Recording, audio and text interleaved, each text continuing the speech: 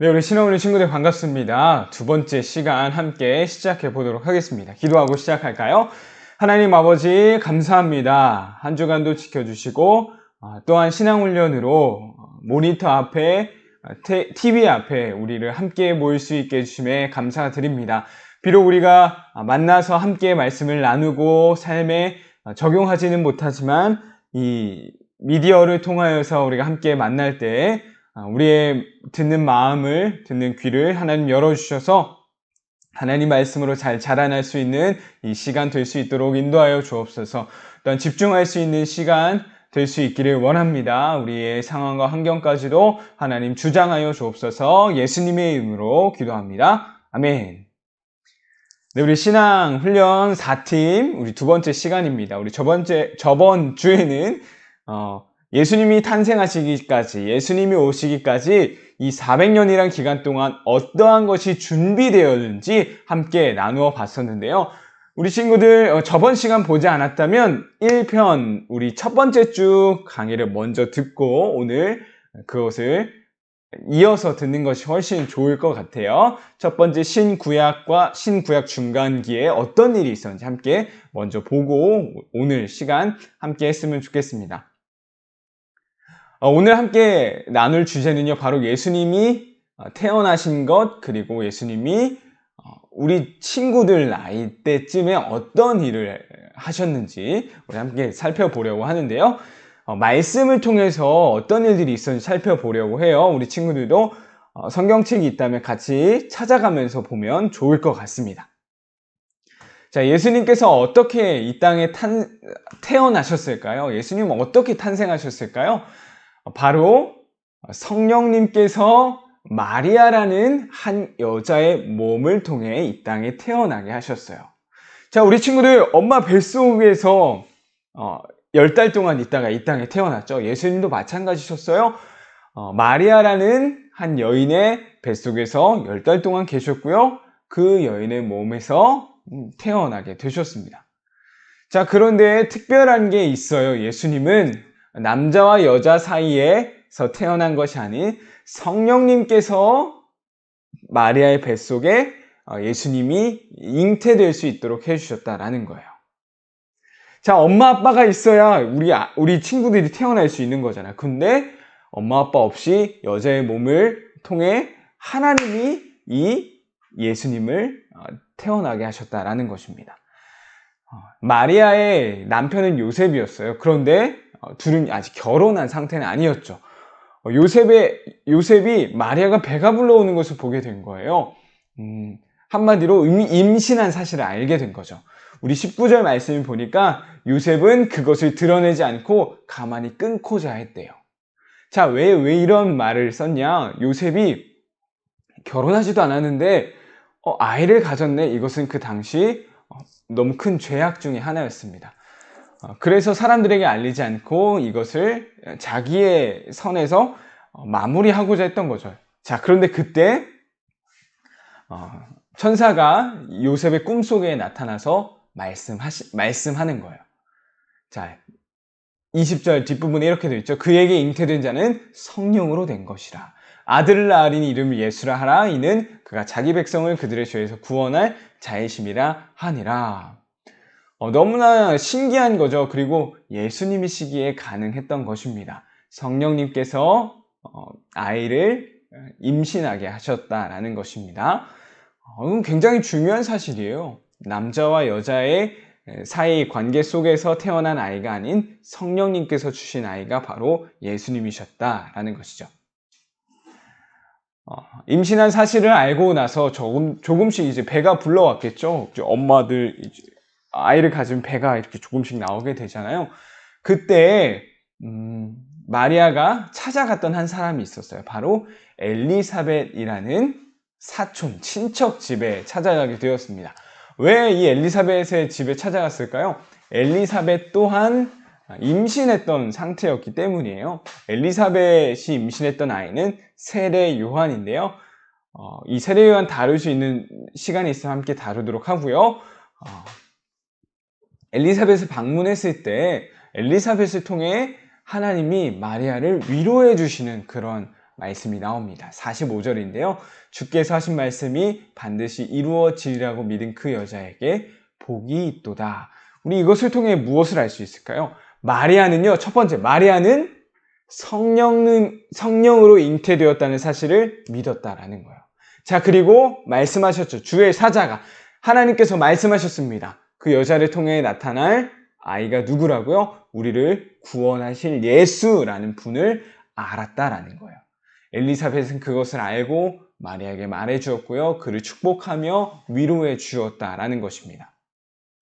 자, 그리고 나서 엘리사벳과의 만남을 통해 위로를 받았던 마리아가 그 다음으로 했던 것은요, 바로 하나님을 찬양하는 거였어요. 하나님께 찬송을 올려드리는 것이었습니다. 마리아의 노래였어요. 빨간색 글씨 함께 읽어볼까요? 시작! 마리아가 이르되 내 영혼이 주를 찬양하며 내 마음이 하나님 내 구주를 기뻐하였음은 그의 여종의 비천함을 돌보셨습니다. 보라, 이제 후로는 만세에 나를 복이 있다 일컬으리로다. 아멘. 결혼도 하지 않았지만 성령으로 잉태되었던 마리아는 지금 이 모든 상황들을 받아들이고 믿었다라는 사실을 이 노래, 이 하나님을 향한 찬양의 고백을 통해 우린 더 자세히 확실히 알 수 있다라는 것입니다. 이렇게 성령으로 잉태되었던 예수님은 시간이 지나 이 땅 가운데 태어나시게 되죠. 예수님이 태어나신 곳은요, 바로 베들레헴입니다. 베들레헴. 당시 로마 황제의 명령에 따라 자신의 고향으로 갈 수밖에 없었던 상황이었는데요. 요셉과 마리아는 고향이었던 나사렛 동네, 그 중에서도 베들레헴이라고 하는 곳에 가게 되었습니다. 이제 아이가 나올 때가 얼마 남지 않은 거예요. 그런데 그 고향에 가야만 하는 상황이었죠. 그곳에 갔을 때 그곳에서 아이를 낳게 되는데요. 바로 베들레헴이라는 곳이었습니다. 6절, 7절 밑에 부분을 함께 읽어볼까요? 시작! 거기 있을 그때 해산할 날이 차서 첫 아들을 낳아 강보로 싸서 구유에 뉘었으니 이는 여관에 있을 곳이 없음이러라. 예수님 베들레헴에서 태어나셨는데요. 베들레헴, 예수님이라면 이 땅을 구원하실 분이라면 아주 좋은 호텔에서 아니면 아주 좋은 병원에서 아주 좋은 집에서 태어나셨어야 하는 게 맞죠. 하지만 예수님은 어디서 태어나셨죠? 7절 첫 아들을 낳아 강보로 싸서 구유에 뉘었으니 이는 여관에 있을 곳이 없음이러라. 예수님은 어디서 태어나셨다는 거예요? 동물들의 먹이통에서 태어나셨다라는 거예요. 누우실 곳도 쉬실 곳도 없는 그곳에서, 아주 더럽고 냄새나는 곳에서 예수님이 이 땅 가운데 오셨다라는 것입니다. 이 예수님이 태어나셨다는 소식을 들었던 사람들이 있어요. 바로 양들을 돌보고 있던 목자들이었어요. 목자들에게 나타났던 것은 바로 천사였습니다. 천사들이 나타나서요, 목자들에게 아주 큰 기쁨의 소식을 전해주게 되었습니다. 11절이에요. 오늘 다윗의 동네에 너희를 위하여 구주가 나셨으니 곧 그리스도 주시니라. 천사가 목자들에게 예수님이 탄생하셨어. 그분은 우리를 구원하실 분이야. 라는 큰 기쁨의 소식을 알려주었다라는 거죠. 15절부터 보면요. 목자들이 예수님이 태어나신 그곳을 찾아가서요. 예수님을 찾아가게 되었습니다. 그리고 천사가 우리에게 전해주었던 소식, 천사가 우리에게 말해주었던 것을 요셉과 마리아에게 전해주게 되었어요. 그리고 그곳에서 우리를 구원하실 예수님을 보며 하나님께 찬송하게 되었습니다.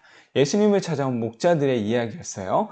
자, 또한 예수님을 찾아온 사람들이 있었죠. 저 멀리서 동방에서 온 박사들이었어요. 왜 이 박사들이 예수님을 찾아오게 되었을까요? 유난히 빛나는 별 하나를 보고 찾아온 거였어요. 자, 그 별은 누구를 뜻하는 것이었죠? 바로 예수님이었어요. 예수님의 뭔가 이상한 그리고 특별한 그 별을 보고 따라왔는데 그 별은 바로 우리를 구원하실 예수님이었다라는 거죠. 동방에서 박사들이 왔다라는 소식을요, 로마를 통치하고 있던 헤롯 왕이 듣게 되었습니다. 헤롯 왕이 그 소식을 들었을 때 어땠을까요? 내가 지금 이곳을 다스리고 있는 사람인데 우리를 구원할 진짜 왕이 태어났다고? 이게 무슨 소리지? 하면서 궁금해하기도 하고 질투하기도 하고 화가 나기도 했습니다. 그래서 이 동방에서 온 박사들에게 거짓말을 해가지고 그 태어난 그 예수님을 죽이려는 계획을 짜게 되죠. 결과적으로 말하자면요, 이 계획은 실패하게 되었습니다. 동방에서 온 박사들은 별을 따라서 예수님이 계신 그곳에 가게 되었고요. 11절 보니 예수님이 계신 그곳에 들어가 엎드려서 그 예수님께 경배하고 준비한 예물을 그 예수님께 드렸다라고 나와 있어요. 예수님이 이 땅 가운데 오신 구원자이심을 다시 한번 확인시켜주는 그러한 모습이 될 수 있겠습니다.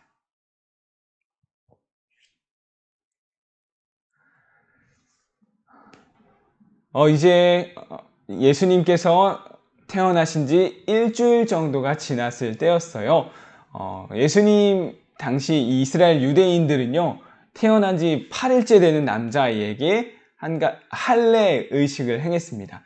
그리고 성전에 가서 그 할례 의식을 행하고 하는 그러한 시간들이 필요했는데요. 그때 시므온과 안나라는 사람을 성전에서 만나게 되었습니다. 이 시므온과 안나도 마찬가지, 예수님이 어떠한 분이신지를 이 두 인물을 통해 한 번 더 확인시켜 주시는 그런 역할을 하는데요. 이 내용은 건너뛰도록 할게요. 시므온과 안나라는 사람을 통해 이 땅에 태어나신 예수님을 다시 한번 확인시켜 주는 그런 의미를 가지고 있습니다.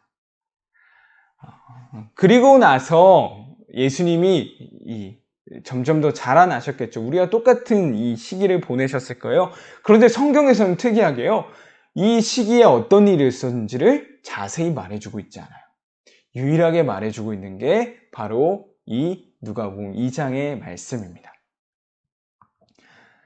영상 설교를 통해서도 한번 우리 친구들과 나눴던 이야기인데요. 예수님이 12살 정도 되셨을 때 일이에요. 성전에 가서 그곳에서 하나님의 말씀을 배우고 서로 토론하고 질문하고 그러한 일들이 벌어지는 그 장면입니다. 유일하게 나오는 예수님의 유년 시절인 거예요. 이 유년 시절을 말해주고 있는데요. 두 구절로서 예수님이 어떠한 유년 시절을 보내셨는지를 알 수 있을 것 같아요. 40절 처음 구절과 마지막 구절이에요. 아기가 자라며 강하여지고 지혜가 충만하며 하나님의 은혜가 그의 위에 있더라. 마지막은요, 예수는 지혜와 키가 자라가며 하나님과 사람에게 더욱 사랑스러워 가시더라 라고 말하고 있어요. 한마디로 우리처럼 계속해서 몸이 자라고 지혜가 자라고 마음이 자라났다라는 것을 말해주고 있어요. 자, 그런데 하나님의 은혜가 있었고 지혜가 자라났다라는 표현을 쓰고 있죠. 이 시기를 통하여서 예수님은 자신이 어떠한 분이신지 그리고 무엇을 위해 이 땅에 오셨는지를 더 잘 알아가게 되셨을 것입니다. 자, 이렇게 예수님의 유년 시절까지 함께 살펴보았고요. 예수님 탄생하시고 예수님이 어떻게 자라나셨는지 함께 살펴보았습니다. 다 담을 수는 없지만요, 이 짧은 영상을 통해서 예수님의 유년 시절과 탄생과 유년 시절을 한번 복습해 보도록 할게요. 아마 영어가 조금 들릴 수 있는데요, 전도사님 목소리와 함께 보도록 하겠습니다. 자, 베들레헴에서 예수님이 태어나시게 되었습니다. 구유에 누워 계시네요. 가축들의 먹이통이라고 보면 될 것 같아요. 자, 이제 요셉과 마리아가 아까 성전에 나아갔다 그랬죠. 할례 의식 때문이었습니다. 자, 그곳에서 만났던 사람이 있었어요. 바로 시므온과 안나, 이 두 사람이었죠. 바로 여기서 그 사람들이 만난 걸 알 수 있습니다. 자, 시므온은요, 성령께서 말씀하셨어요. 네가 이 예수라는 사람이 우리를 구원할 구원자를 보기 전까지 죽지 않을 거야. 얼만큼 기다렸는지 알 수 없습니다. 하지만 시므온은 나이가 많이 들었던 할아버지였어요. 안나도 마찬가지로 나이가 많이 들은 할머니였고요. 그 기다리면서 우리를 구원하실 구원자를 기다렸겠죠. 그 구원자가 바로 예수님이었습니다. 예수님을 보자마자 우리를 구원할 분이시구나 라는 것을 알 수 있었다라는 거예요. 시몬과 안나를 통해서 우리가 기억해야 될 것은 바로 이 땅을 구원하실 예수님이 탄생하셨음을 확인하셨다라는 거죠. 자, 유일하게 기록되어 있는 예수님의 유년 시절 이야기입니다. 자, 다 같이 이제 예루살렘에 가게 되었고요. 절기 같은 거에 명절을 지키러 갔던 거죠. 명절.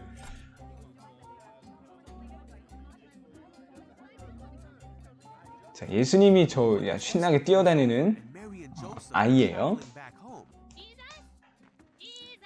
자, 다시 고향으로 돌아가는 시간이 되었는데 엄마 마리아가 예수님을 놓고 온 걸, 예수님을 빼먹고 온 걸 가는 도중에 알았던 거예요. 그래서 다시 예루살렘으로 돌아가게 되었습니다. 예수님을 찾기 시작합니다. 혹시 우리 아들 예수 봤나요?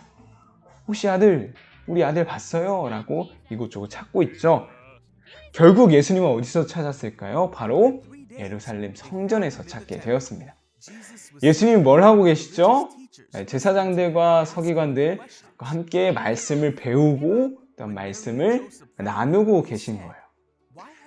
예수님은 지혜가 자라나며 하나님의 은혜가 함께 했다라고 표현하고 있습니다. 이 어린 시절이지만 굉장히 뛰어난 하나님의 지혜가 있었던 아이였던 거예요. So Jesus left with them. See you later. And came back to Nazareth, where he obeyed them. 자, 성경에서 말해주고 있는 예수님의 탄생과 유년 시절의 이야기가 이렇게 마무리되게 되는데요. 예수님의 이 탄생 그리고 유년 시절을 통해 우리가 알 수 있는 우리가 기억해야 할 사실은 무엇일까요? 바로 말씀이 이루어졌다라는 거예요. 말씀의 성취라고 해야 될까요?